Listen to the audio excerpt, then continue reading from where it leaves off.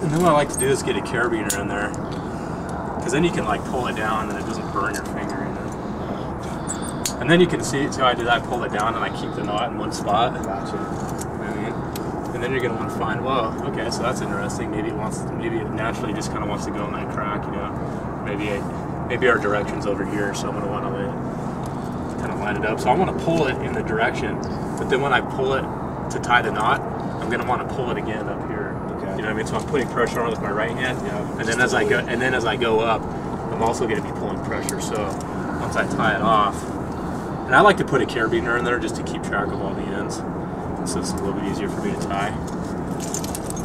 Yeah. So it's pretty close, you know. Very nice. And you were talking about naturally over here, so it doesn't pop in there later and just. Well, it depends. You know, if we're going in this direction, I'm not going to really want it to go in there, because if it does pop over, like if I have it in there and we're going in this direction, and then I equalize it, right, and then it pops out, now it's gonna be all loose and retarded, right? But if we were going in the other direction, maybe it's just gonna want to naturally lie in there, so maybe I'll just tuck it in there so it's not like abrading. And for the same reason, maybe it doesn't just pop in there later, and now it kind of changes how I tied this knot. You know? I got you.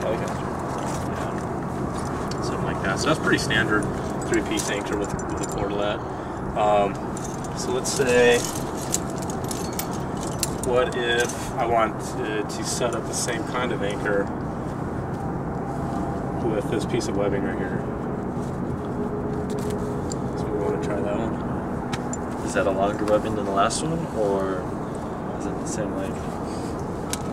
Then that red one? I think it's a little bit longer than that red one.